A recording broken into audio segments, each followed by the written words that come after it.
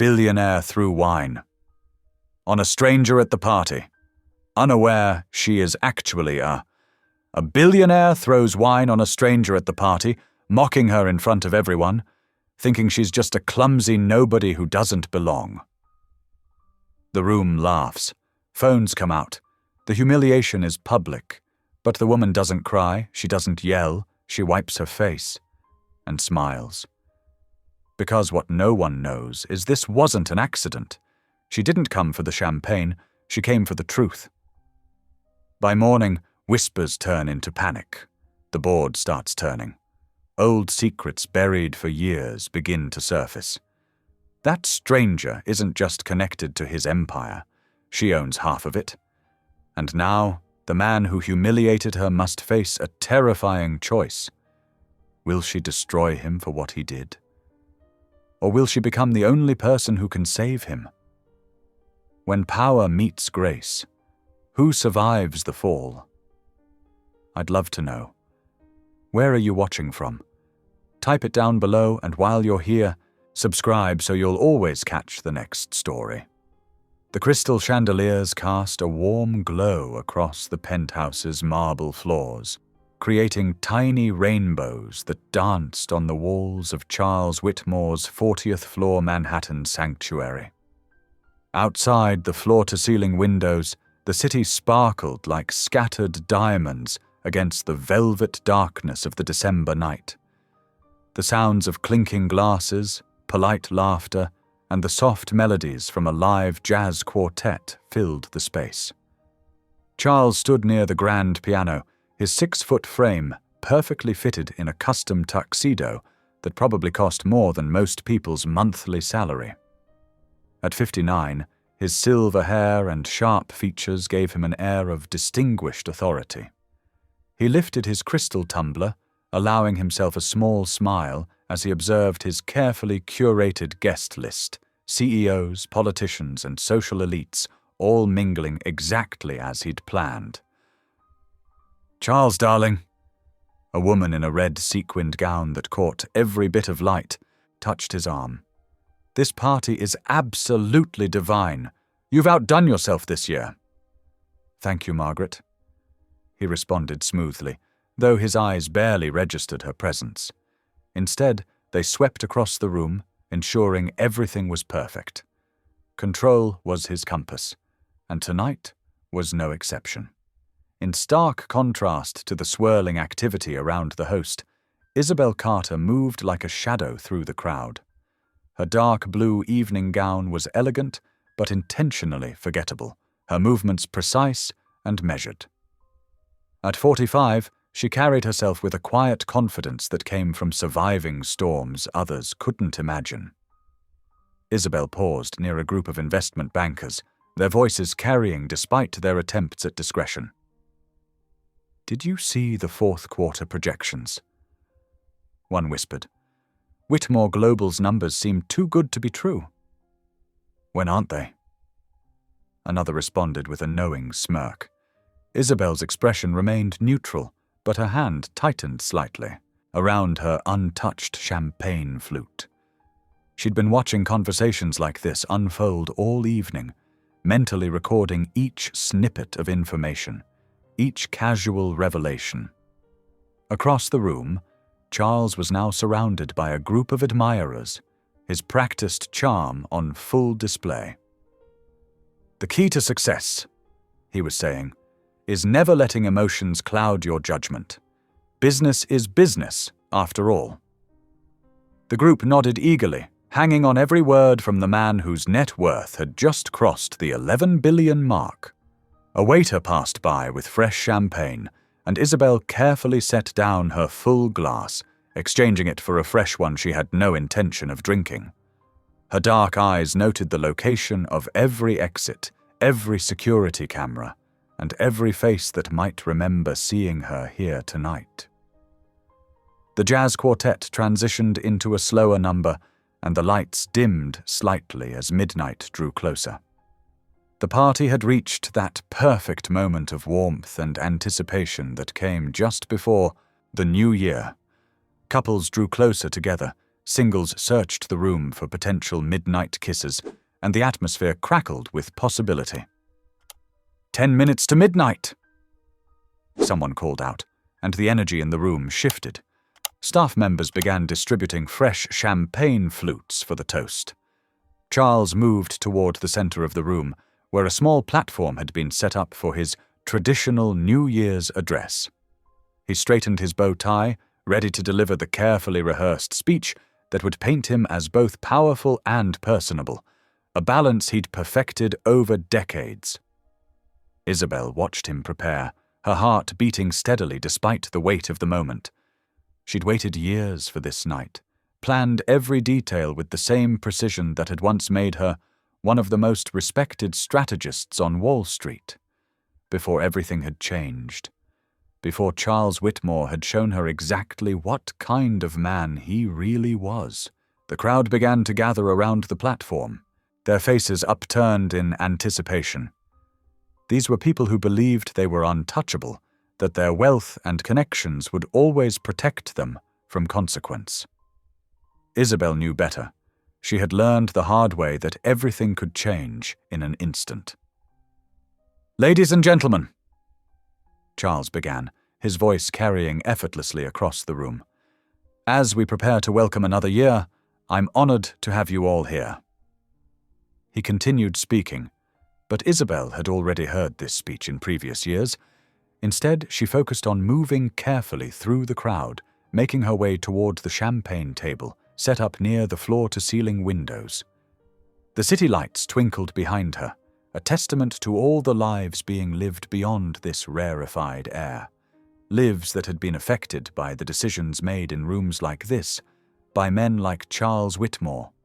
Isabel's fingers brushed against the small clutch purse at her side, containing everything she needed for what would come next. Charles's voice continued to fill the room. And as we look to the future, Whitmore Global Holdings stands stronger than ever, ready to face any challenge.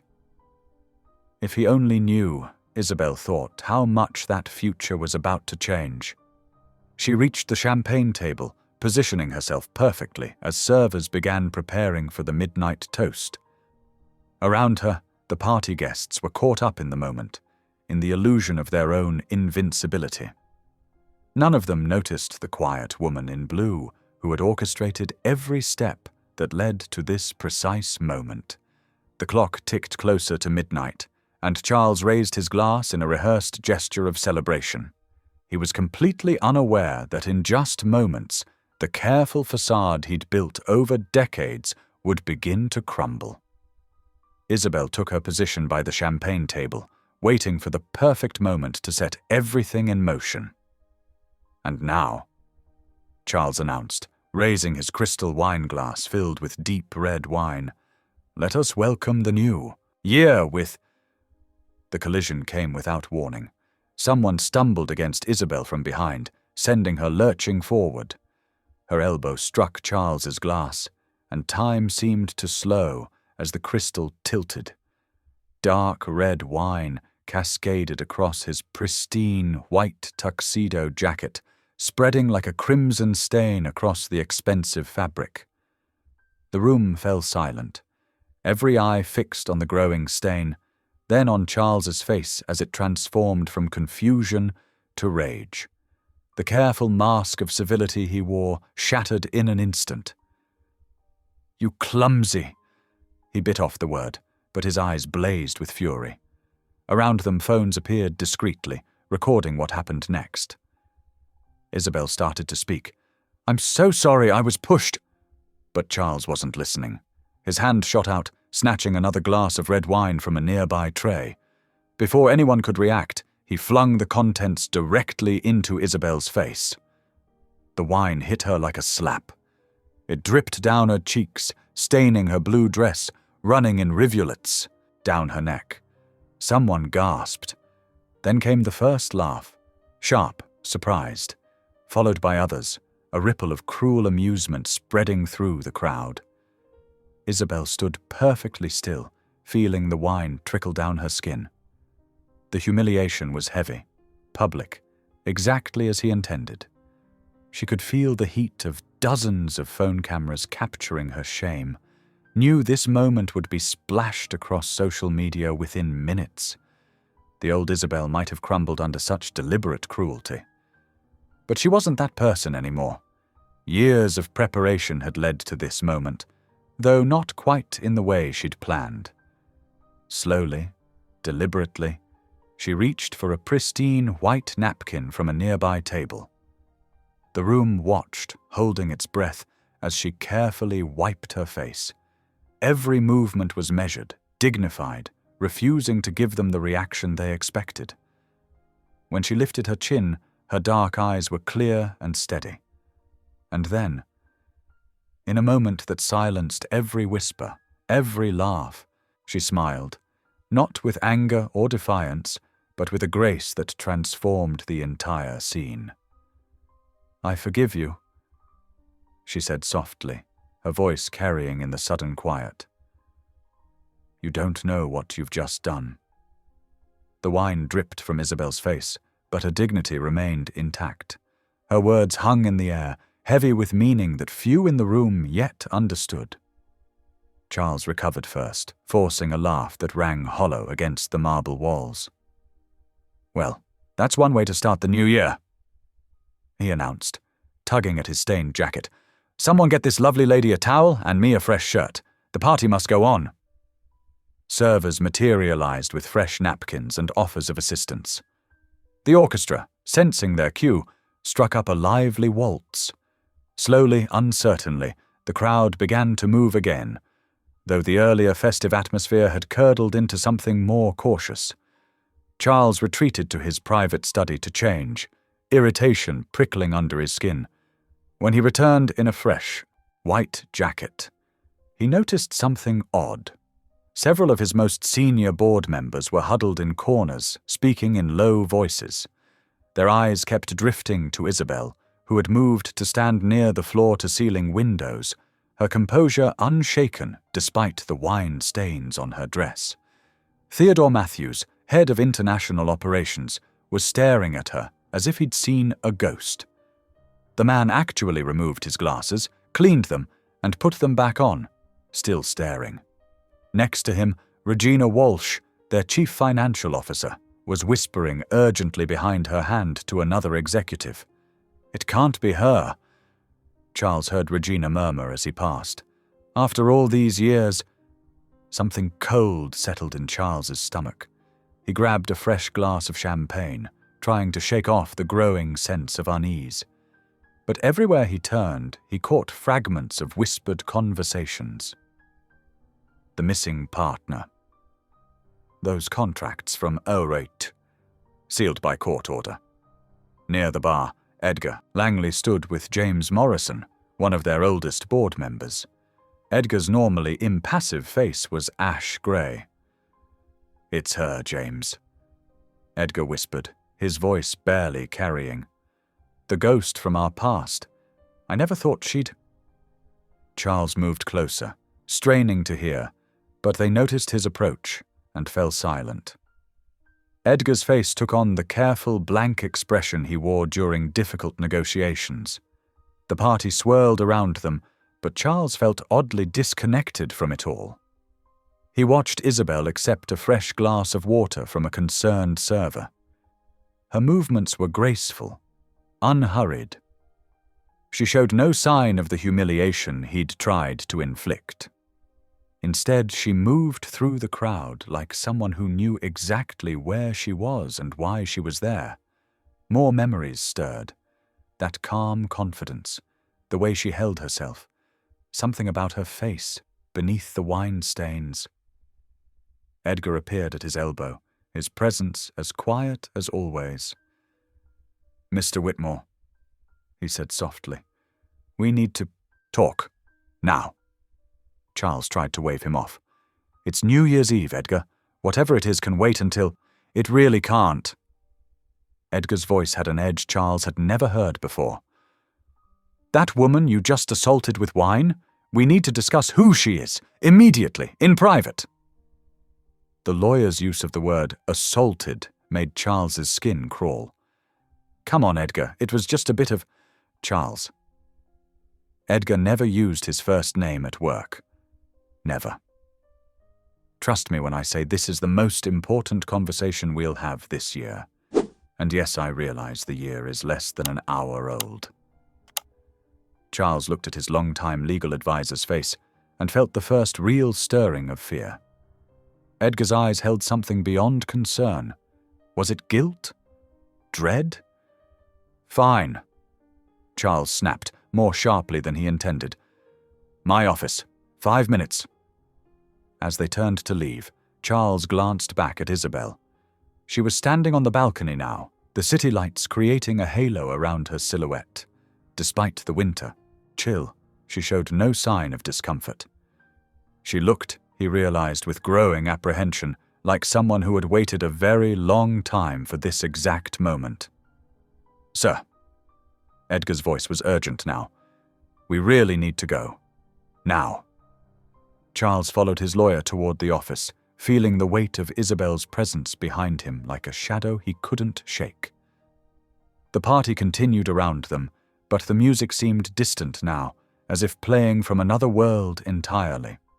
A world where he was still safely in control of everything he'd built. With every step toward his office, that world felt further and further away. The heavy oak door of Charles's private study clicked shut behind them, muffling the party's distant music and laughter. Edgar Langley stood with his back against the door, his usually composed face lined with worry. Charles strode to his desk, yanking off his wine-stained bow tie. What's so urgent it couldn't wait until tomorrow, Edgar? Charles demanded, dropping into his leather chair. I have 200 guests out there. Edgar didn't move from the door. That woman you just humiliated in front of half of Manhattan's elite? That was Isabel Carter. Charles waved dismissively. And I should care because she owns half of your company? The words hit Charles like a physical blow. He sat up straight, his face draining of color. That's impossible. Isabel Carter disappeared 15 years ago. Yes, she did. Edgar walked slowly to the desk, his polished shoes silent on the Persian rug. After you and the board forced her out, after you made her sign that confidentiality agreement. The memory swept over Charles unbidden. Summer 1998. Isabel Carter, brilliant and determined, presenting her vision for ethical investment practices. Her dark eyes blazing with passion as she laid out plans for sustainable growth, for lifting communities out of poverty while building wealth. He remembered how her ideas had terrified the old guard. She was naive, Charles muttered, but his voice lacked conviction. She would have destroyed everything we built. Edgar pulled a thick file from his briefcase. No, Charles, she would have built something better. But you couldn't see past your own fear, your own prejudice. Charles's hands clenched on the armrests. Watch yourself, Edgar. I've watched for 15 years. Edgar's voice carried the weight of long-buried guilt. I watched you push out the most innovative mind this company has ever seen. I watched you bury her contributions, erase her name from our history. Another memory surfaced. Isabel standing alone in the boardroom, surrounded by white men in expensive suits, her voice steady despite the tremor in her hands. These practices are predatory. They target vulnerable communities. I won't be part of it. Charles swallowed hard. She signed the agreement. She took the money. She signed to protect the employees who would have lost everything in a legal battle. Edgar spread documents across the desk. But she never sold her shares, Charles. She kept her 50% ownership. She just went silent. Until tonight. Charles's voice was barely a whisper. Until this morning, actually. Edgar handed him a legal notice, the ink still fresh. She formally reactivated her voting rights at 9 a.m. Every share, every option, every bit of ownership she had when she left. It's all active now. Charles stared at the document, his hands shaking. The memory of red wine dripping down Isabel's face burned in his mind, the grace in her smile, the knowing in her eyes. "Why now?" he demanded.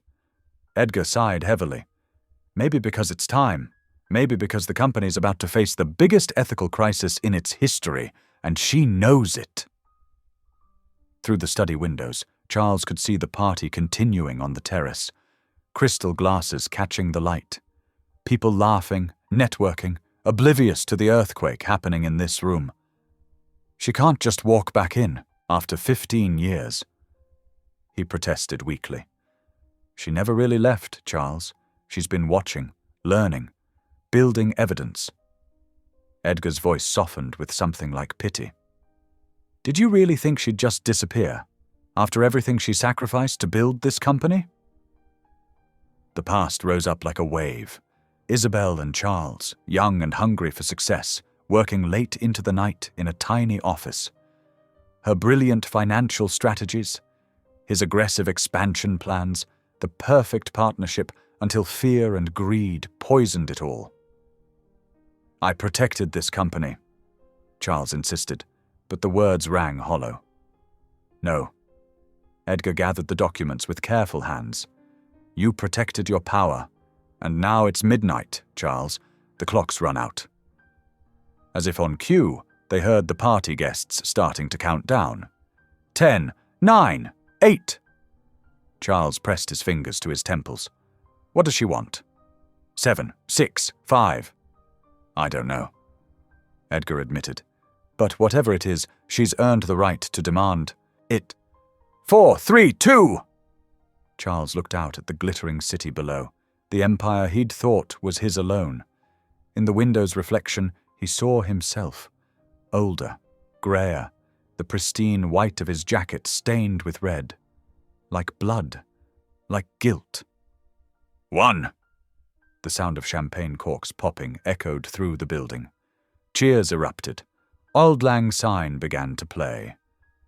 But in the study, Charles Whitmore sat in silence, feeling the foundation of his world crack beneath his feet. Happy New Year, Charles, Edgar said quietly, and left him alone with his memories. Through the door, Charles could hear the celebration continuing, the music and laughter a stark contrast to the cold dread settling in his stomach. Isabel's words from earlier echoed in his mind. I forgive you. You don't know what you've just done. But now he knew, and the knowledge sat like ice in his veins as the first minutes of the new year ticked away, bringing with them the certainty that nothing would ever be the same again. The grand clock in Charles Whitmore's penthouse began its deep, resonant chimes. Midnight was here. Champagne flutes lifted into the air as the well-heeled crowd prepared to welcome the new year. But before the first Happy New Year could ring out, Edgar Langley's voice cut through the festivities. Ladies and gentlemen, if I may have your attention. Edgar's normally quiet demeanor had transformed. He stood straight-backed near the marble fireplace, his voice carrying across the room with unexpected authority. The partygoers turned, many with glasses still raised, curiosity replacing their celebratory smiles. Charles felt his stomach drop. Edgar, what are you? As legal counsel for Whitmore Global Holdings, Edgar continued, speaking over Charles's attempt to interrupt. I have an official announcement to make. He pulled a folded document from his jacket pocket, hand steady despite the weight of the moment. This morning, in accordance with original founding documents and shareholder agreements, Ms. Isabel Carter has formally reclaimed her position as majority stakeholder of Whitmore Global Holdings. The room erupted in confused murmurs. Phones emerged from pockets and clutches, their cameras catching every second. Charles stood rooted to the spot, his face draining of color as the control he'd maintained for decades crumbled before his eyes. Furthermore, Edgar pressed on, his voice stronger now. Ms. Carter has initiated a comprehensive internal audit of all company operations, practices, and historical decisions dating back to the company's founding. The whispers grew louder. Several board members exchanged knowing glances, while others looked as shocked as Charles. A wine glass shattered somewhere in the back of the room. Isabel stepped forward then, her wine-stained dress a silent reminder of the evening's earlier humiliation. But there was no trace of that moment in her bearing. She moved with quiet grace to stand beside Edgar, her presence commanding attention without demanding it. "I understand this comes as a surprise to many of you," Isabel said, her voice warm but firm. "Some of you may remember me from the early days of this company. Others may only know the story you were told about my departure." She paused, her gaze sweeping the room. "I want to be clear about why I'm here. This isn't about revenge. It's about truth." Charles found his voice at last, though it came out hoarse. "You can't do this. The agreements were quite specific, Charles." Isabel interrupted gently. "I couldn't speak about certain things, yes, but nothing in those documents prevented me from reclaiming my rightful position when the time was right." The New Year's countdown began outside, distant voices shouting numbers that seemed to measure the collapse of Charles's carefully constructed world. 10, 9, 8. Board member Victoria Chen stepped forward, her face taut with concern. "We need an emergency board. Meeting. First thing tomorrow. 7, 6, 5. Dawn." Another board member called out. "We meet at dawn. 4, 3, 2. Charles watched as his closest allies in the room began to drift away from him, creating a subtle but unmistakable distance. The power dynamics were shifting before his eyes, years of carefully cultivated relationships dissolving in minutes. 1. Fireworks exploded outside the floor-to-ceiling windows, painting the Manhattan skyline in brilliant bursts of color. The spectacular display that usually drew gasps of delight barely registered with the stunned party guests, who stood in clusters, whispering urgently to one another. Isabel turned to face Charles directly. He searched her face for anger, for triumph, for the satisfaction of revenge, but found none of these. Instead, he saw only calm resolve, a steady determination that somehow frightened him more than any show of anger could have. The fireworks continued their celebration outside, casting alternating shadows and brilliant light across the penthouse. Each flash illuminated a different cluster of guests, board members huddled in intense discussion, journalists furiously typing on their phones, social elite trying to process how this would affect their own positions and alliances. Charles stood alone now, the space around him growing wider as people instinctively gravitated toward Isabel. The wine stain on his white tuxedo jacket seemed to spread wider, a visual representation of his unraveling control. The same people who had laughed at his cruelty earlier now avoided his gaze, already adjusting their allegiances to the new reality. Edgar approached him, speaking low enough that only Charles could hear. "The meeting is set for 5 a.m. in the main boardroom. I strongly suggest you bring your personal attorney." He paused, then added, "All of them, actually." The fireworks reached their crescendo, filling the night sky with an explosion of gold and silver. In their light, Charles met Isabel's eyes one final time. The quiet strength he saw there told him, more clearly than any words could have, that his old life had just ended with the year. The truth he'd buried was rising, and all his power couldn't push it back down again. The first rays of dawn painted Manhattan's skyline in shades of pale gold, but Charles Whitmore hadn't slept a wink. He sat in his leather armchair, still wearing his wine-stained tuxedo from the night before, staring at his phone as notification after notification lit up the screen. Whitmore Global Holdings leadership crisis. Billionaire CEO faces power struggle. Hidden co-founder returns in dramatic New Year's coup. His hands trembled as he scrolled through the headlines.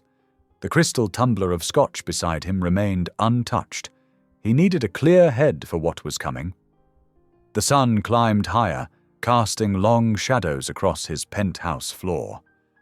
At 6:30, his phone buzzed with a message from Edgar. Board meeting in 30 minutes. Don't be late. Across town, Isabel Carter stood before the mirror in her hotel room, adjusting her navy blazer. Her expression was serene, despite the weight of the day ahead. She'd waited 20 years for this moment, yet there was no triumph in her heart, only purpose. "Lord," she whispered, "guide my steps today. Let truth be my compass, not bitterness." The Whitmore Global Holdings building stretched toward the sky, its glass facade reflecting the morning light. Isabel's heels clicked against the marble lobby floor as she crossed to the executive elevator. The security guard did a double take, then scrambled to open the doors with his keycard. "Welcome back, Ms. Carter," he said, recognition dawning in his eyes. She smiled softly. "Thank you, James."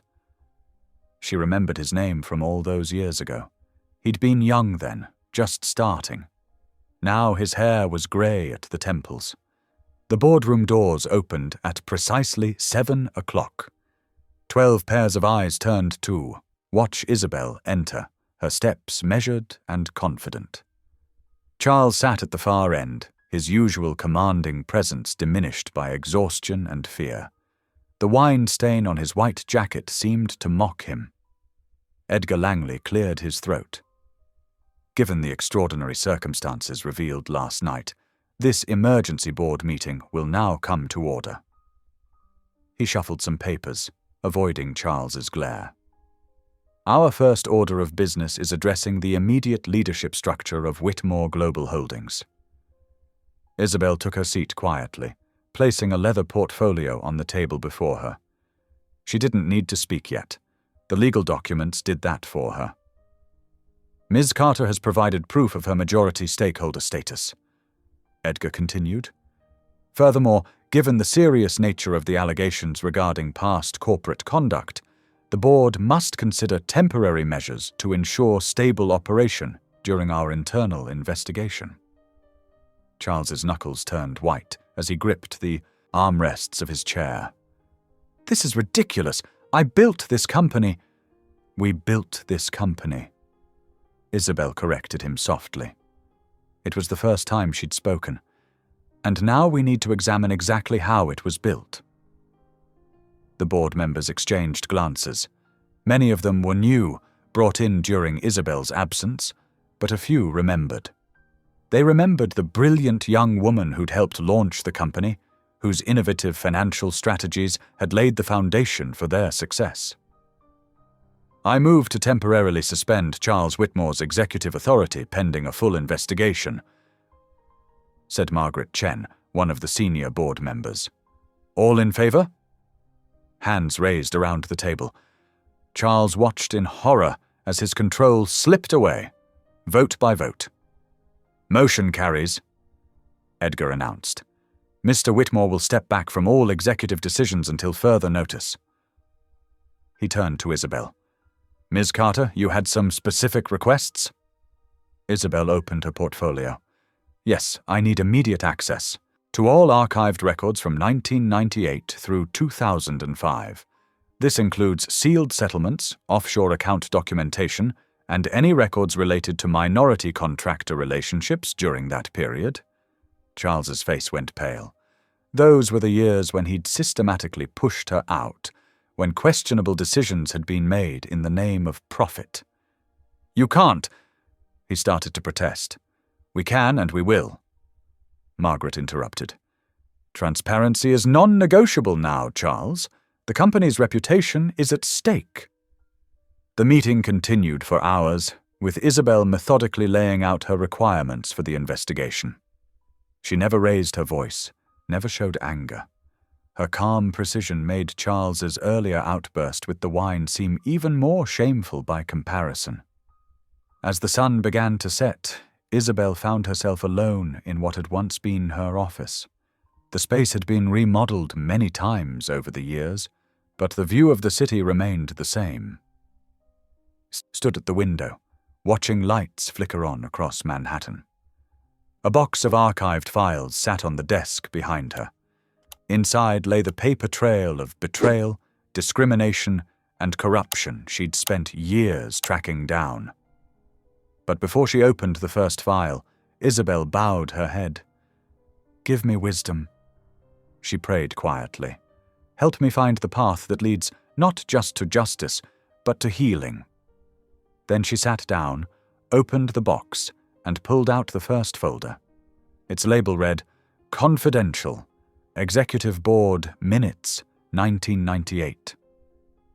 The paper was yellowed with age, but the truth it contained was as fresh as yesterday's pain. A photo slipped from between the pages, a younger Charles and Isabel at the company's launch party, both smiling, full of hope and shared dreams. She touched it gently, remembering that night, then set it aside. The past couldn't be changed, but the future was still unwritten. With steady hands, Isabel began to read. The morning sun cast long shadows through the towering windows of Whitmore Global Holdings as Isabel Carter sat at a polished conference table, surrounded by stacks of manila folders and digital files. Her small but skilled legal team worked quietly around her. The soft rustling of papers and occasional keyboard clicks, the only sounds breaking the tense silence. "Ms. Carter," whispered Sarah Chen, a young attorney with sharp eyes and quick hands. "You need to see this." She slid a document across the table, her finger pointing to a series of transactions dating back 5 years. Isabel adjusted her reading glasses, studying the numbers. Her heart sank as the pattern emerged. Systematic payments to offshore accounts, each just under the reporting threshold. She'd suspected such practices, but seeing the evidence made her stomach twist. "Cross-reference these with the employee compensation records," Isabel instructed, her voice steady despite the growing knot in her chest. The team worked methodically, piecing together a puzzle that revealed an ugly truth.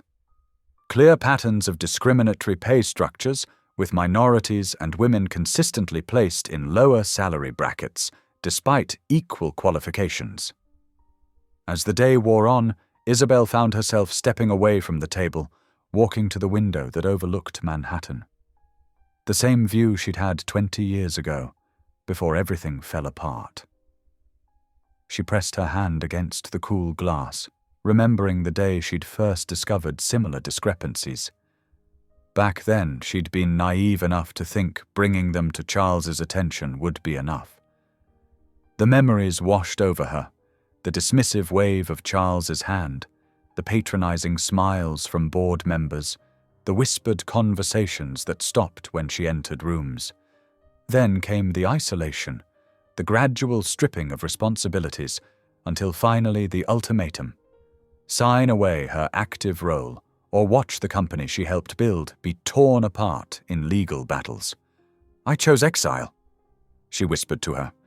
Reflection. But God had other plans. Those years away had been harder than anyone knew. She'd moved to a small town in Vermont, started over with nothing but her faith and determination. Every Sunday, she'd sat in the back pew of a tiny white church, praying not for revenge, but for strength, for wisdom, for peace. "Ms. Carter." Another attorney approached, tablet in hand. "We've found evidence of systematic bribery in the Southeast Asian markets, all approved at the executive level." Isabel nodded, unsurprised. "Document everything. Triple-check the sources." By late afternoon, the evidence had mounted into an irrefutable case: tax shelters hidden behind layers of shell companies, whistleblowers silenced with carefully structured settlements, all of it bearing Charles's signature, his fingerprints, his tacit approval. The sky outside had turned deep purple when Isabel's phone buzzed. A message from Charles. "My office, just you and me, please." She found him standing at his own window, his normally immaculate appearance showing signs of strain. His tie hung loose, his silver hair slightly disheveled. He didn't turn when she entered. "You've been busy," he said, his voice rough. "The truth has been waiting a long time to be found, Charles." He turned then, and Isabel was struck by how old he suddenly looked. "You want me to say I'm sorry, that I regret it all?" He gestured to the city spread out below them. "This world, this business, it devours the weak. I did what I had to do." "Did you?" Isabel kept her voice gentle. "Or did you do what was easy? What fed your fear?" "Fear?" He barked out a harsh laugh. "I built this company into a global power. I made decisions you couldn't stomach." "I couldn't stomach them because they were wrong, Charles, not because I was weak." He moved to his desk, gripping the back of his chair. "You don't understand. The pressure, the expectations, the constant threats from competitors. I understand perfectly." Isabel interrupted, her calm voice cutting through his justifications. "I understood every time you pushed aside ethics for profit. Every time you chose power over people. I understood because I watched you change from the man who once talked about building something meaningful into someone who only cared about building his empire." Charles slumped into his chair. "And now you're here to tear it all down." "No." Isabel stepped closer, her voice firm but compassionate. "I'm here to uncover the truth, to make things right. The company can survive this, Charles, but not with secrets and shadows." He looked up at her, his face a mask of defiance masking fear. "And if I fight this, then the truth will come out anyway," Isabel said simply. "The evidence is there. The facts won't change because you refuse to face them. The only choice you have now is whether you'll be part of making it right, or if you'll let your pride destroy whatever legacy you might still salvage." The city lights twinkled. Beyond the windows, countless stars of human ambition and struggle. Isabel remembered praying beneath real stars in Vermont, asking God for guidance. The answer had come not in lightning or thunder, but in the quiet certainty that truth must have its day. "The board meets tomorrow morning," she continued. "They'll want answers. The truth will surface, Charles, with or without your cooperation. The only question is whether you'll finally choose to be part of the solution." The afternoon sun slanted through the floor-to-ceiling windows of Isabel's temporary office, casting long shadows across stacks of financial documents and legal files. She sat at her desk, reading glasses perched on her nose, studying another troubling report, when a soft knock interrupted her concentration. "Come in," she called, looking up to find Charles standing in the doorway. Gone was his usual commanding presence. His shoulders slumped slightly, his expensive suit wrinkled from a sleepless night. Dark circles shadowed his eyes. "May I speak with you?" he asked quietly. "Just us. No lawyers." Isabel studied him for a moment, then nodded. "Close the door." Charles stepped inside and settled heavily into one of the leather chairs facing her desk. The silence stretched between them, thick with 2 decades of unspoken words. "I've been up all night," he finally said, his voice rough. "Looking at my life, really looking at it for the first time in years." He ran a hand through his silver hair. "I kept telling myself I was just playing the game, that everyone does it, that it was necessary to stay on top." Isabel removed her reading glasses, folding them carefully. "And now?" "Now?" Charles gave a bitter laugh. "Now I see what I've become. The bribes, the tax fraud, the discriminatory practices, I signed off on all of it. But worse than that." He met her eyes directly. "I let fear and prejudice poison everything. When you first challenged those hiring practices years ago, pointed out the pay, disparities, I could have listened, should have listened. Instead, I saw you as a threat." "Because I was black?" Isabel asked softly. Charles flinched but nodded. "Yes. God help me, yes. I told myself it was just business, but I know now. I let racism guide my decisions. I couldn't stand that a black woman might have equal power in my company. So I pushed you out. Used every dirty trick I could find. Isabel's hands tightened in her lap, old pain surfacing. Do you know what that did to me? The whisper campaigns, the blocked opportunities. I couldn't get work anywhere in New York after that. Had to start over in Atlanta. I know. Charles's voice cracked. I made sure of it. And I've carried that guilt every day since, though I buried it deep. He leaned forward, elbows on his knees. How did you survive it? The betrayal, the isolation. How did you not become bitter? A small smile touched Isabel's lips. Prayer, she said simply. Every single day I prayed, not for revenge, not even for justice at first. I prayed for peace in my heart, for the strength to forgive, for God to use it all for good somehow. You prayed for me? Charles asked in disbelief. I did, even when it hurt, even when I wanted to hate you. Isabel's voice was gentle but firm. Hatred would have destroyed me from the inside out. I chose a different path. Tears welled in Charles's eyes. I don't deserve your forgiveness. No one does. That's what makes it grace. Charles wiped roughly at his face. I can't undo what I did. But I can tell the truth now. He straightened in his chair. I'll testify before the board. Tell them everything. And when the regulators come, and we both know they will, I'll cooperate fully. Isabel studied him carefully. Are you sure? The consequences will be severe. I'm sure. For the first time, real strength entered his voice. I'm tired of living behind walls of lies. Whatever punishment comes, I'll face it. Standing, Isabel walked to the window.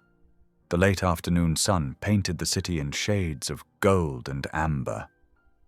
This won't be easy, she said quietly. There will be investigations, charges, probably jail time. I know. Charles joined her at the window. But for the first time in years, I feel free, like I can breathe again. They stood in companionable silence for a moment, watching the sun sink lower behind the Manhattan skyline. What happens now? Charles asked. Now you go home and rest. Tomorrow we begin the hard work of truth-telling. Isabel turned to face him. I can't promise where this road leads, Charles, but I can promise you won't walk it alone. Something shifted in Charles's face, a softening, a surrender to hope. Thank you, he whispered. Isabel watched as he gathered himself and walked to the door. He paused with his hand on the handle. I don't understand your faith, he said, but I'm starting to see its power. Then he was gone, his footsteps fading down the hallway. Isabel remained at the window, watching as Charles emerged from the building below, a solitary figure against the golden light. He looked smaller somehow, stripped of his usual entourage and trappings of power. But there was a new straightness to his spine, the posture of a man who had finally set down a heavy burden. Isabel pressed her palm to the cool glass. Guide him, Lord, she whispered, and guide me too. The sun sank lower, painting the sky in brilliant oranges and pinks, as if heaven itself was acknowledging the possibility of redemption. The amber glow of sunset had barely faded when Martin Holloway slipped into his corner office on the 42nd floor. His fingers moved swiftly across his keyboard in the dim light, the blue glow of his monitor reflecting off his wire-rimmed glasses. A thin smile crossed his face as he attached carefully doctored files to an email. Let's see how St. Isabel handles this, he muttered, pressing send on the message to his media contacts. The documents painted a clear but false picture. Charles Whitmore as the lone architect of every corrupt deal, every discriminatory policy, every hidden account. Martin had spent years building his own protection, creating paper trails that would shield him while burning others. By midnight, the story exploded across news sites. Whitmore scandal deepens. Exclusive documents reveal decades of systematic corruption. The headlines scrolled endlessly, each one more damaging than the last. Social media erupted with outrage, calls for criminal charges, demands for justice. Charles sat alone in his darkened apartment, watching his phone light up with countless notifications. His hands shook as he read message after message, former friends distancing themselves, business partners severing ties, journalists requesting comments. The walls seemed to close in around him. Isabel was working late in her office when her assistant burst in, tablet in hand. "Miss Carter, you need to see this." The young woman's face was tight with worry as she handed over the device. Isabel's eyes widened as she scrolled through the breaking news. These documents, they were wrong. She'd seen the real records just hours ago. Someone had altered dates, removed names, changed signatures. Her stomach clenched as she recognized the careful manipulation. "Get me everything that's being reported," she ordered, reaching for her phone. "And call security. I need all access logs for the records room since yesterday morning." But the damage was spreading faster than she could contain it. Her phone buzzed with a message from the board secretary. "Emergency vote scheduled for 9 a.m. tomorrow. Motion to terminate Charles Whitmore's position and all company associations." Isabel pushed back from her desk, her mind racing. The timing was too perfect, too calculated. She grabbed her coat and headed for the elevator, her heels clicking rapidly across the marble floor. The security desk provided the access logs she needed, and one name stood out immediately. Martin Holloway's keycard had been used at 3 a.m. that morning to enter the record storage area. He'd spent 2 hours there alone. She found him still in his office, calmly packing his briefcase as if it were any other evening. He looked up with practiced surprise when she entered without knocking. "Isabel, working late." His voice was smooth as oil. "You doctored those files before leaking them," she said quietly, closing the door behind her. "You removed your own involvement and made Charles look like he acted alone." Martin's smile never wavered. "That's quite an accusation. Do you have proof?" "You're not as clever as you think, Martin. I've seen the original documents." "Have you?" He clasped his hands together on his desk. "Are you sure about that? Because I've been very thorough over the years. Very, very thorough." A chill ran through Isabel as she understood his meaning. He'd been systematically altering records for years, building his protection piece by piece. The real documents might not even exist anymore. "Why?" she asked, though she already knew the answer. "Self-preservation, my dear Isabel. Charles may have found his conscience, but some of us prefer to survive." He stood, lifting his briefcase. "The board will vote tomorrow. Charles will be removed. The public will have their villain. And life will go on." "You're wrong," Isabel said firmly. "The truth has a way of surfacing." Martin paused at the door. "Perhaps. But can you find it before tomorrow's vote? Before the remaining evidence disappears?" He checked his watch. "Tick-tock, Isabel." As his footsteps faded down the hall, Isabel pulled out her phone with trembling fingers. She had less than 12 hours to find proof before the board vote, if any still existed. She headed for the records room at a run, praying she wasn't too late. The records room was vast, with rows of filing cabinets stretching into shadows. Isabel flipped on all the lights and began her search, knowing sleep wouldn't come tonight. She pulled file after file, comparing digital records to paper ones, looking for discrepancies that would reveal Martin's deception. Time seemed to blur as she worked. Coffee cups accumulated on the table. Her eyes burned from staring at endless columns of numbers. But slowly, Methodically, she began to find what she needed. Tiny inconsistencies in Martin's careful manipulation, threads she could pull to unravel his lies. Dawn was breaking over the city when Isabel finally sat back, surrounded by stacks of documents. She had found enough to prove Martin's involvement, but would it be enough to stop the board vote? And more importantly, would she be able to protect the evidence long enough to present it? She gathered the most crucial files into her briefcase, making copies of everything. As she worked, a text message lit up her phone from Charles. "Board meeting in 2 hours. I guess this is it." Isabel looked at the evidence, spread before her, then at her watch. She had to move fast. Very fast. With quick, decisive movements, she began sorting documents and preparing her case. The truth was in these papers. She just had to make sure it survived long enough to be heard. The morning sun cast long shadows through the Whitmore Global Holdings boardroom windows. Charles sat rigidly in his usual chair, though it no longer felt like his. The polished mahogany table reflected the grim faces of board members who had, just days ago, laughed at his jokes and sought his favor. "All those in favor of permanent removal, raise your hands." Charles watched as hands rose one by one. Some shot up eagerly, while others lifted slowly, heavy with reluctance or perhaps guilt. He didn't bother counting. The outcome had been decided long before this meeting began. "The motion passes," the chairman announced, his voice flat. "Charles Whitmore is hereby removed as Chief Executive Officer of Whitmore Global Holdings, effective immediately." The words hung in the air like smoke.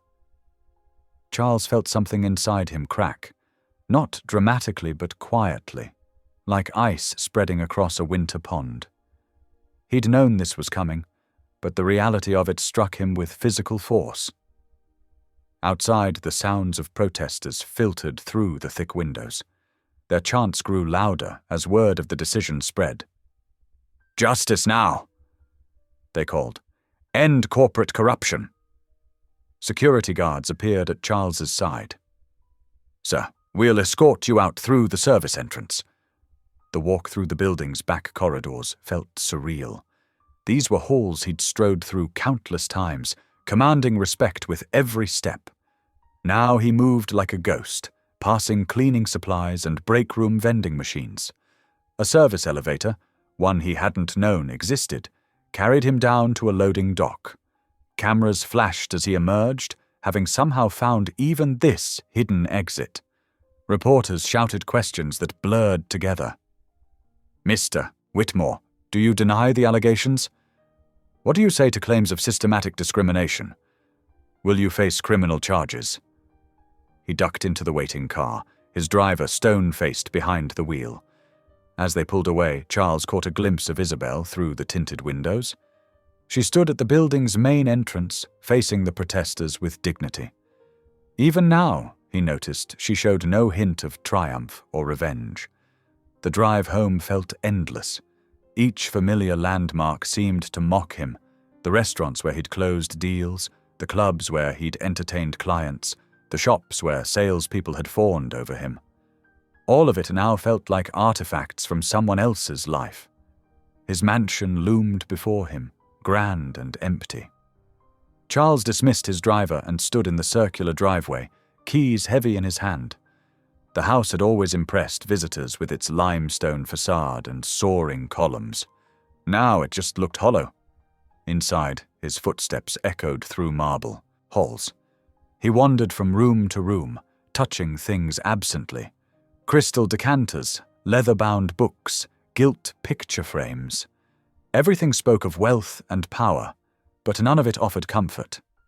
In his study, he paused before the wall of photographs. There he was shaking hands with presidents and prime ministers, cutting ribbons at building openings, accepting awards. His younger self smiled confidently from every frame, certain of his place in the world. "What happened to you?" he whispered to his reflected image. The bar cart beckoned. Crystal bottles promising temporary escape. Charles reached for the scotch, then stopped. Drinking had already cost him enough dignity this week. Instead, he sank into his leather chair, the one from which he'd conducted countless video calls and issued countless commands. The silence pressed in around him. No phone calls, no emails demanding responses, no assistants hovering anxiously. Just silence and the weight of his thoughts. Memories surfaced unbidden. Isabel's face streaming with wine, the shock in the room, her quiet words of forgiveness that now felt like prophecy. The years of pushing people aside, of justifying every ethical compromise, of building walls between himself and his own conscience. His chest tightened. Charles pressed his hands against his eyes, but couldn't stop the tears that began to fall. He couldn't remember the last time he'd cried. His father's funeral, perhaps, decades ago. But now the tears came in waves, years of buried emotion breaking through at last.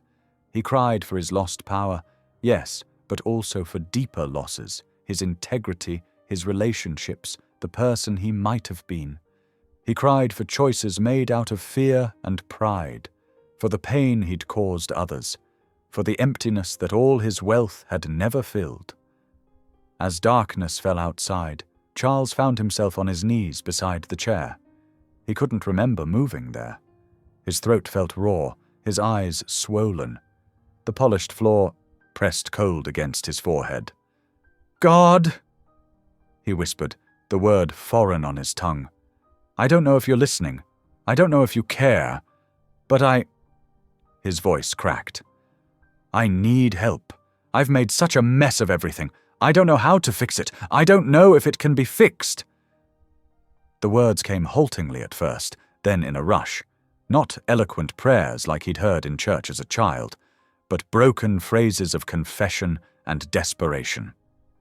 He had no idea if anyone was listening, if anything would change, if redemption was even possible for someone like him. But in the darkness of his empty mansion, stripped of everything he'd once thought important, Charles Whitmore prayed for the first time in 40 years. And somewhere deep inside, in a place he'd walled off long ago, something shifted. Small as a mustard seed, fragile as a first breath, but real. The city lights twinkled beyond his windows, the same view he'd admired countless times before. But tonight, kneeling alone, in his study, Charles saw them differently. Not as symbols of his power, but as countless other lives, other stories, other possibilities. In his whispered prayers, he began to glimpse a different kind of wealth, a different measure of success. He had no idea what tomorrow would bring. The scandal would continue to unfold. His reputation lay in ruins. Legal consequences loomed. But in this moment, facing his brokenness at last, Charles felt something he hadn't expected. Not peace, exactly, but perhaps its distant cousin. Hope. The doorbell's chime echoed through Charles's empty mansion. He hadn't bothered getting dressed properly today, wearing just slacks and a wrinkled dress shirt. His housekeeper had quit yesterday, along with most of his household staff. When he opened the door, the afternoon sun silhouetted Isabel Carter's familiar figure. "May I come in?" she asked quietly. Charles stepped back wordlessly, suddenly aware of his disheveled appearance. Isabel's calm presence made the disarray of his life feel even more pronounced. She followed him to the living room, her heels clicking against marble floors that hadn't been polished in days. "I didn't expect visitors," he said, hastily clearing newspapers from a chair. Headlines screamed his disgrace in bold type. Isabel sat, smoothing her skirt with practiced grace. "I came as soon as I confirmed the evidence." She opened her briefcase, removing a thick folder.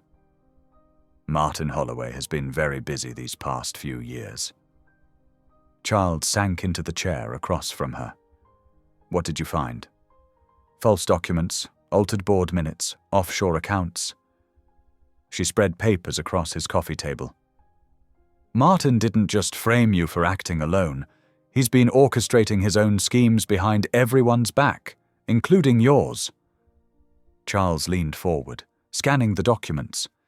His eyes widened at transaction records, dates, signatures he'd never seen before. How did you get these?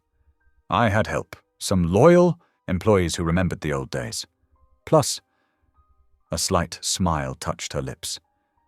I learned a few things during my years away. Digital forensics, data recovery, skills I hoped I'd never need. Charles rubbed his temples. So Martin set me up to take the fall while covering his own tracks. Yes, but exposing him comes with a condition. Isabel's voice turned stern. You have to tell the whole truth, Charles. Everything. No excuses, no minimizing your role. A complete confession of your own wrongdoing first. He stared at the floor, throat tight. The board already fired me. The media's destroyed my reputation. What more is there to confess? This isn't about punishment anymore. It's about restoration. Isabel's tone softened. You did wrong, Charles. You hurt people, including me. Those actions have consequences that grace doesn't erase. Grace? He gave a bitter laugh. Is that what you call this? Yes. Her steady gaze held his. Grace isn't a free pass. It's an invitation to face truth without being destroyed by it, to accept responsibility while maintaining dignity.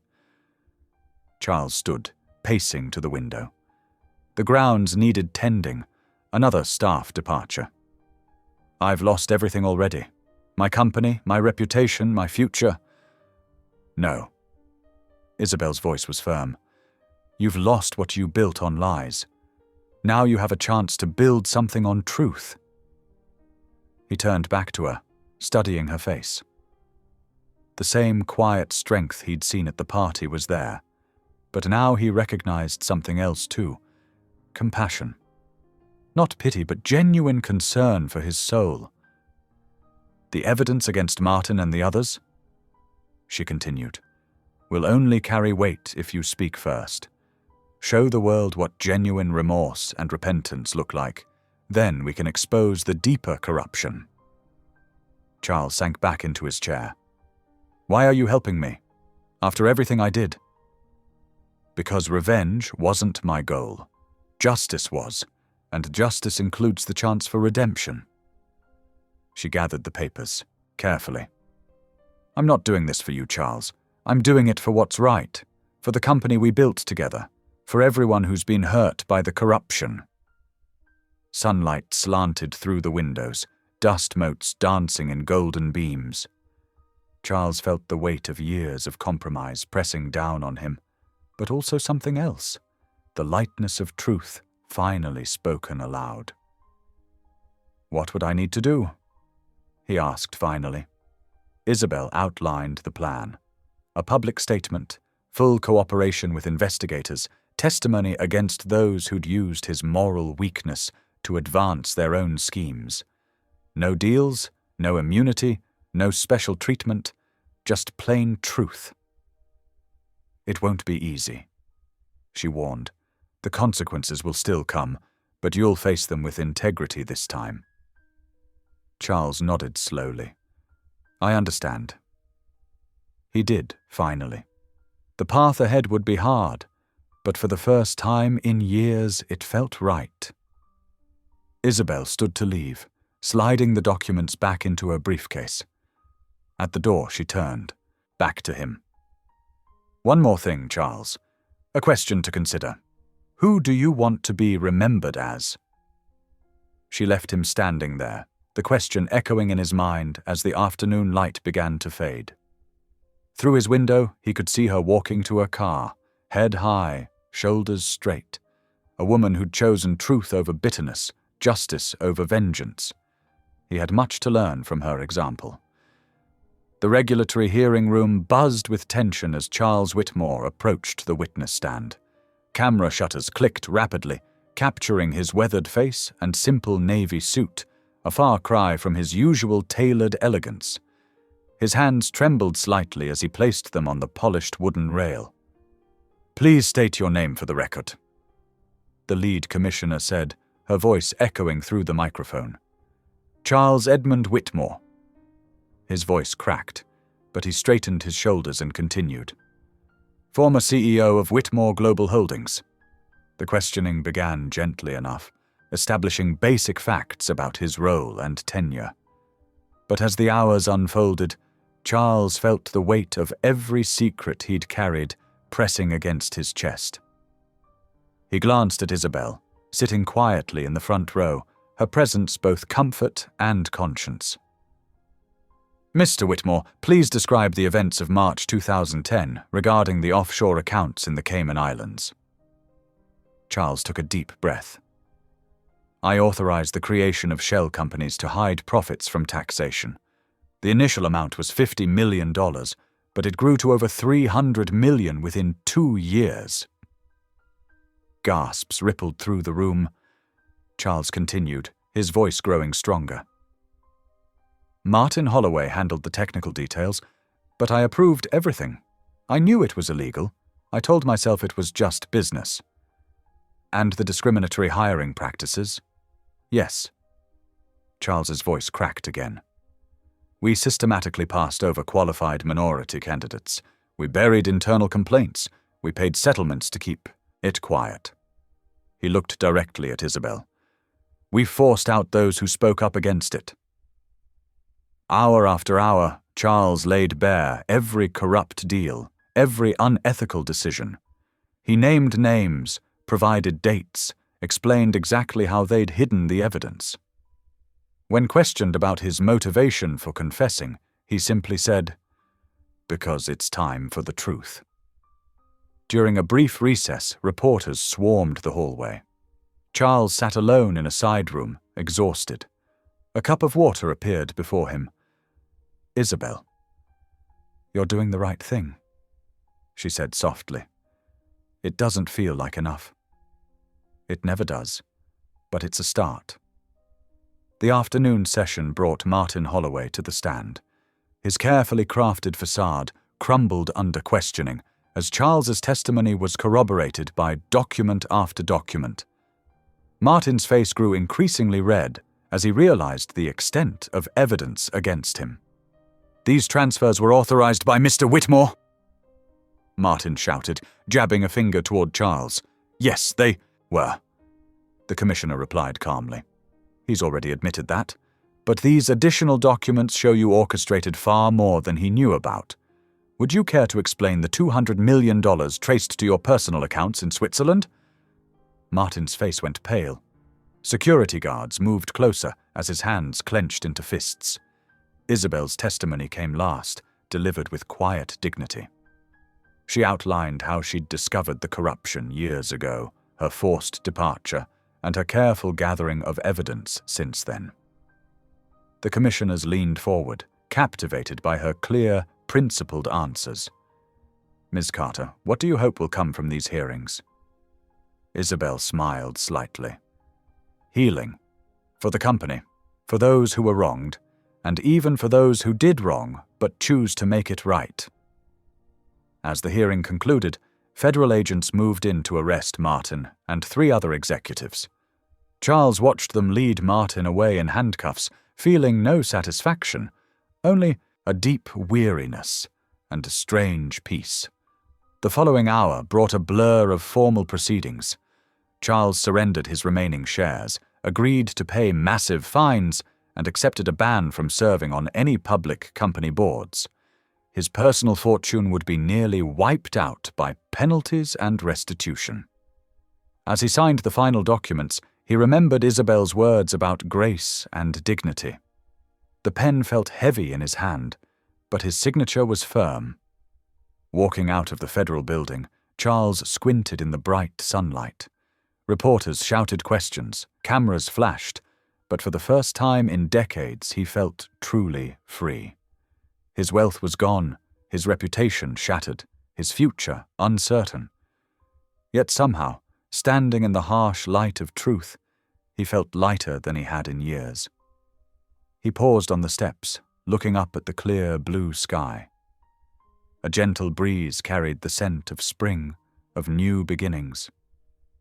Though stripped of everything he'd once valued, Charles realized he'd gained something far more precious, the chance to face himself honestly in the mirror, to begin again with truth as his foundation. The sidewalk stretched before him, no driver or luxury car waiting. Just an ordinary citizen now, stepping into an uncertain future. But with each step away from the federal building, the weight of decades of lies fell away, leaving behind a man humbled but unbound, facing the world without the shields of power and pretense. The January chill gave way to February's thaw as Isabel Carter settled into her role as chairwoman of Whitmore Global Holdings. She sat at her desk early one morning, steam rising from her coffee cup as she reviewed the latest company reforms. Sunlight streamed through floor-to-ceiling windows, warming the space that had once felt so cold and unwelcoming. The diversity hiring initiative numbers are looking strong, Ms. Carter, her assistant Sarah mentioned, placing a fresh stack of reports on the desk. We've had over 300 applications for the scholarship program, too. Isabel smiled, remembering her own struggles decades ago. Make sure the selection committee prioritizes candidates from underserved communities. We're not just offering education, we're opening doors that were once firmly closed. Across town, in a much humbler setting, Charles Whitmore tied a worn white apron around his waist. The church basement's fluorescent lights buzzed overhead as he joined other volunteers preparing for the morning soup kitchen shift. His designer suits hung untouched in a nearly empty closet at home. He'd sold most of his possessions to contribute to the restitution fund. "Morning, Chuck," called Marcus, an elderly volunteer who'd shown Charles the ropes his first day. "Ready to tackle those potatoes?" Charles nodded, rolling up his sleeves. "Always." He smiled, remembering how Marcus had patiently taught him to peel vegetables without wasting food, a skill the former CEO had never needed before. Back at the company, Isabel led a board meeting in what had once been Charles's executive suite. The space had been redesigned, gone were the intimidating dark woods and leather, replaced with warm colors and comfortable seating that encouraged open dialogue. "Our ethical compliance program is now the industry standard," reported Linda Chen, the new head of corporate responsibility. "3 other firms have asked to model their reforms on ours." "That's encouraging," Isabel replied, "but let's focus on sustainability. Change isn't just about new policies, it's about creating a culture where doing the right thing becomes natural." The transformation wasn't just structural. Throughout the building, employees noticed the difference. People spoke more freely, shared ideas across departments, and felt heard by leadership. The toxic hierarchy that had defined the Whitmore era was dissolving, replaced by collaboration and mutual respect. In the church basement, Charles worked steadily beside other volunteers, chopping vegetables for the day's soup. His hands, once soft from luxury, had grown calloused from honest work. He'd learned to find peace in simple tasks, to value the quiet satisfaction of helping others without recognition. "You're getting pretty good at this," commented Rosa, a regular volunteer who'd initially viewed him with skepticism. "Remember your first day? You could barely hold the knife right." Charles chuckled. "I had a lot to learn. Still do." He'd found more genuine connection in these basement conversations than in all his years of networking at elite gatherings. As winter melted into spring, Isabel's vision for the company took deeper root. She established a mentorship program, pairing experienced executives with promising employees from diverse backgrounds. The scholarship fund grew, offering not just tuition assistance, but internship opportunities and professional development. "We're seeing real change in our corporate culture," Edgar Langley noted during a private meeting with Isabel. "The fear is gone. People actually want to come to work now." Isabel nodded, thinking of her own painful history with the company. Healing takes time, Edgar, but it starts with creating an environment where everyone feels valued. One sunny morning, Charles arrived at the soup kitchen to find a new volunteer struggling with the coffee maker. "Here, let me help," he offered, showing her how to properly measure the grounds. "I'm Charles." "Thanks." She smiled. "I'm Maria. First day here." "We all start somewhere," he replied, remembering his own humbling beginnings in this basement. The days grew longer, and with them came more signs of positive change. Isabel implemented a transparent pay structure, ensuring equal compensation regardless of gender or race. She established an ethics hotline where employees could report concerns without fear of retaliation. The company's reputation began to recover, not through PR campaigns but through genuine reform. In the soup kitchen, Charles found himself looking forward to each shift. He learned the names and stories of regular guests, came to understand their struggles and dreams. The wealth that had once defined his worth seemed increasingly meaningless compared to the simple act of serving others with dignity. One morning, a new guest arrived, an elderly man in a threadbare coat. Charles filled a bowl with hot soup and placed it carefully before him. "Thank you, young man," the stranger said warmly. "God bless you for doing this work." Charles felt something shift inside him at those words, genuine gratitude from someone who had no idea who he used to be. No expectations, no judgment, just simple human kindness. "You're welcome, sir," he replied softly. "Would you like some more bread?" Meanwhile, Isabel sat in her office, reviewing applications for the next round of scholarships. Each story reminded her of her own journey, the barriers she'd faced, the determination it took to overcome them. Now she had the power to ease that path for others. "Ms. Carter," her assistant called from the doorway. "The first group of scholarship recipients is here for the mentorship orientation." Isabel stood, smoothing her skirt. Perfect timing. Let's show them what's possible when doors truly open. The company's transformation continued steadily. Employee satisfaction scores rose, turnover dropped. More importantly, people began to speak openly about their experiences, sharing both struggles and successes.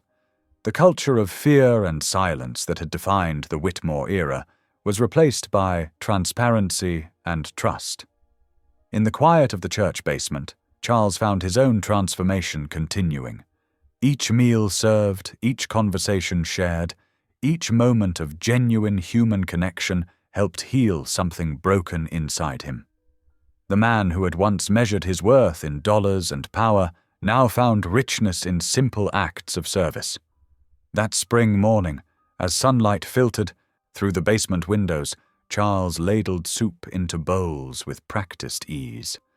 The stranger's words of thanks, offered without knowing anything of Charles's past, felt like a benediction, a sign that maybe, just maybe, redemption was possible, one small act of kindness at a time. The autumn breeze rustled through the newly planted trees outside Whitmore Global Holdings, now simply called Global Holdings.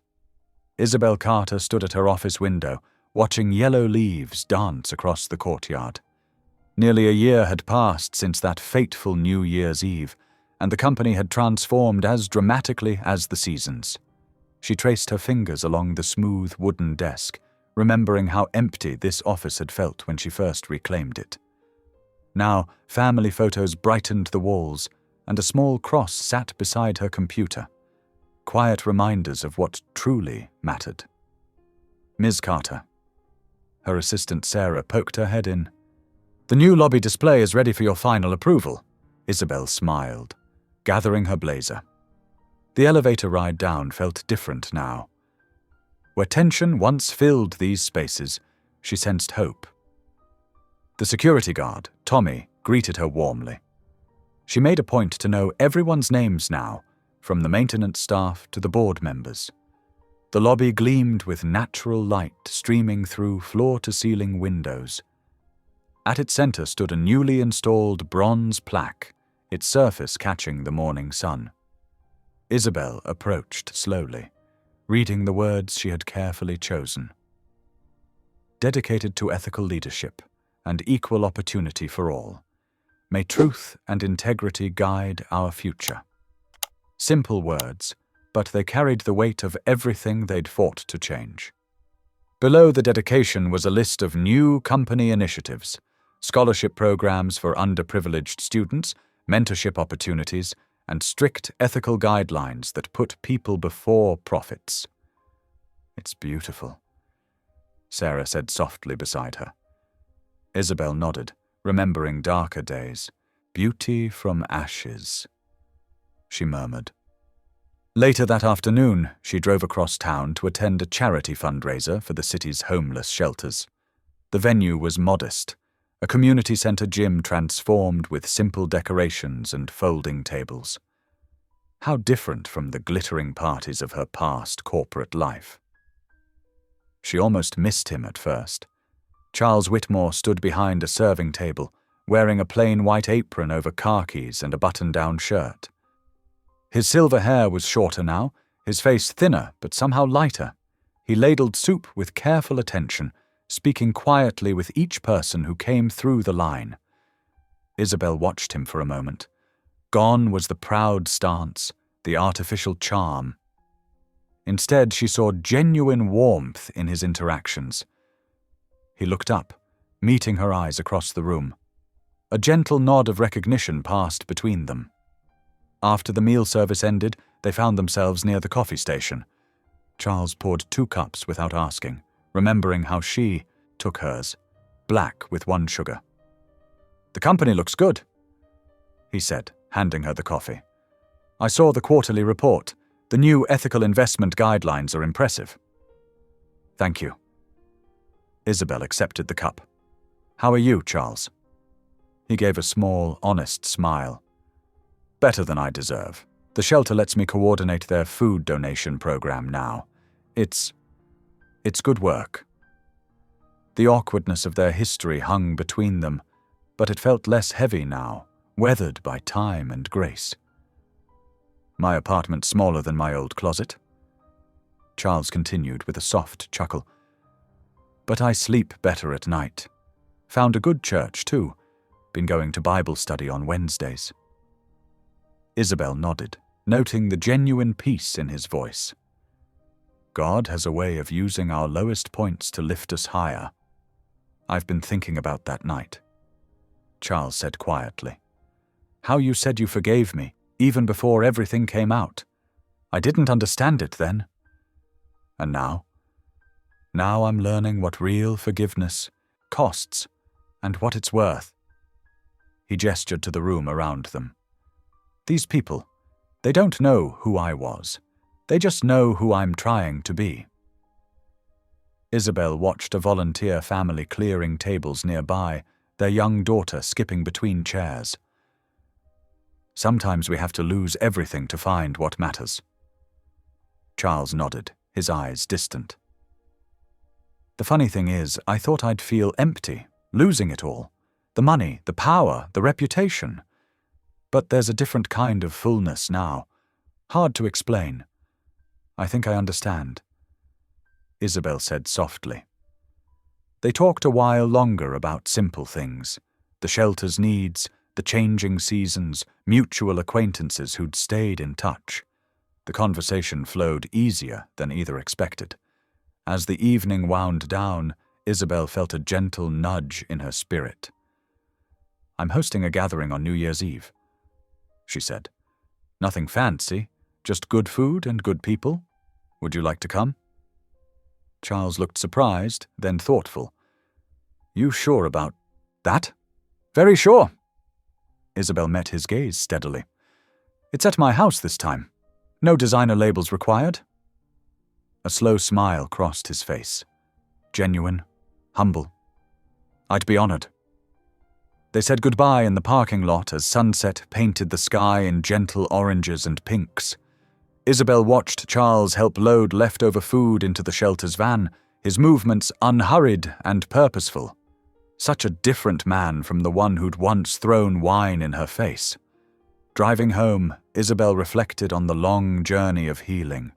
Her anger had dissolved not in one dramatic moment, but gradually, like snow melting in spring, revealing new growth underneath. The company was thriving under ethical leadership. Lives were being changed through their new initiatives, and even Charles, who'd once embodied everything she fought against, had found a better path. She thought of the plaque in the lobby, its words catching the light. Truth and integrity. Not just corporate values now, but living principles that had transformed lives, including her own. The city lights twinkled as dusk settled. Another year was ending, but this time, hope lit the way forward. Isabel smiled, grateful for the quiet miracle of redemption, not just in the company's restored reputation, but in hearts made new by grace.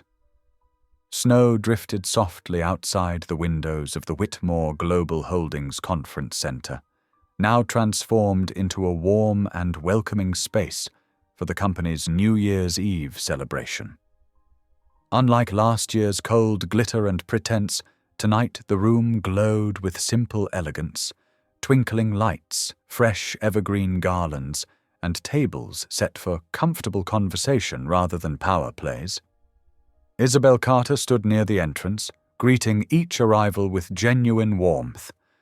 Her dark blue dress was elegant but understated, and her smile reached her eyes as she welcomed employees from every level of the company.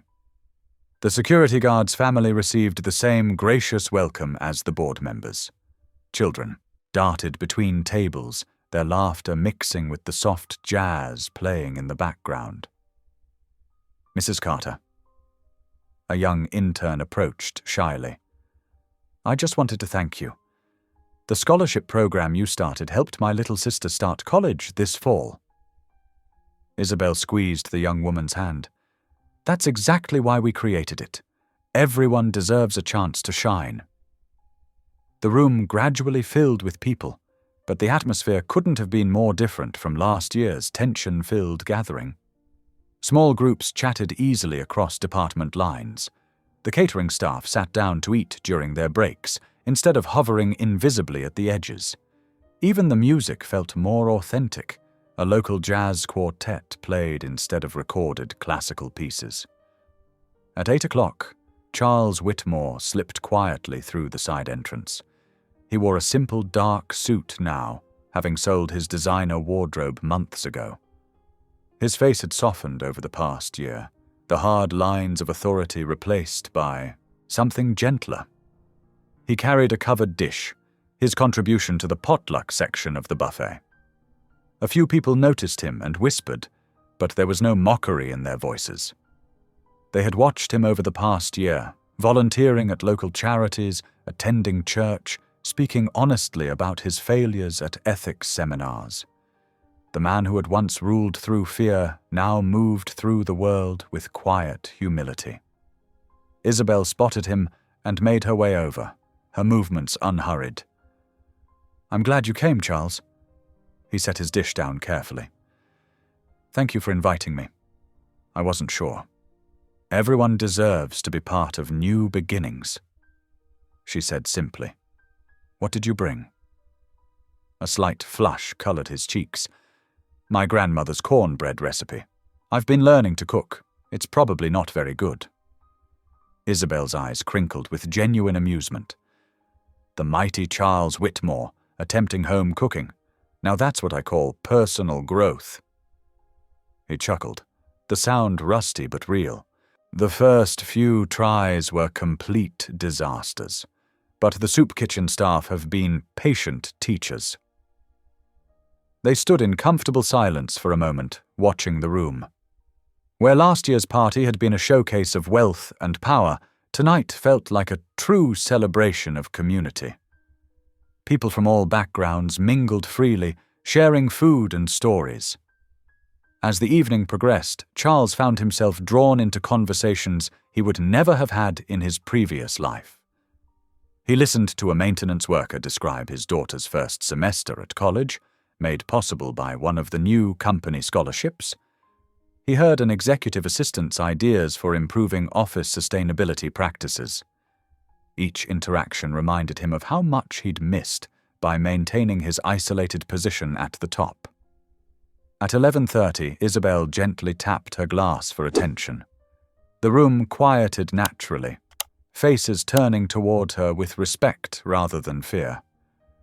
"A year ago," she began, her voice clear and steady, "I stood in a very different room, at a very different kind of celebration. That night was about power, privilege, and pretense. Tonight is about something far more valuable: community, growth, and grace." She paused, looking around the room. "This past year has been one of tremendous change for Whitmore Global Holdings. We've faced hard truths about our past and made difficult choices about our future. But through it all, I've seen something beautiful emerge: genuine connections, ethical leadership, and opportunities for those who were previously excluded." Charles stood quietly at the back, his heart full as he listened. He remembered his desperate prayer in the darkness of his mansion, wondering if anyone was listening. The answer had come not in dramatic revelations, but in small moments of grace. The first time someone at the soup kitchen trusted him enough to share their story. The day he finally sold his sports car collection and funded a youth center. The morning he woke up and realized he no longer missed his old life. Isabel continued, "Tonight, I want to raise a toast not to success as the world measures it, but to the qualities that truly matter. Humility, which allows us to learn from our mistakes. Forgiveness, which frees both the forgiver and the forgiven. And second chances, which remind us that no one's story is ever truly finished." She lifted her glass, and hundreds of others rose with her. To new beginnings, and to the courage to embrace them. The room responded warmly, glasses clinking. Charles lifted his own glass, meeting Isabel's gaze across the crowd. She smiled gently, acknowledging without words how far they'd both come from that moment of spilled wine and public humiliation. Outside, the first early fireworks began to pop and sparkle against the night sky. Children pressed their faces to the windows, pointing and laughing. Parents lifted little ones onto shoulders for a better view. The jazz quartet started playing Auld Lang Syne softly in the background. As midnight approached, people began to gather near the windows. Charles found himself standing near Isabel again, both of them slightly apart from the crowd. "Thank you," he said quietly. She turned to look at him. "For what?" "For showing me there was another way to live. For not letting bitterness win. For—" he struggled to find the right words. "For seeing past who I was to who I could become." Isabel's eyes were bright with unshed tears. "That's what grace does," she said simply. "It gives us room to become better than we are." The countdown began, voices joining together in excitement. 10, 9, 8. Charles looked around the room, seeing familiar faces now transformed by genuine joy rather than artificial glamour. 7, 6, 5. Isabel watched the sky beginning to light up with celebration, remembering her long years of waiting for justice and healing. 4, 3, 2, 1. "Happy New Year!" The room erupted in cheers and hugs. The jazz quartet played more loudly now, and couples began to dance. Children threw eco-friendly confetti while their parents laughed. Outside, fireworks bloomed against the dark sky, each burst of light illuminating faces filled with hope and joy.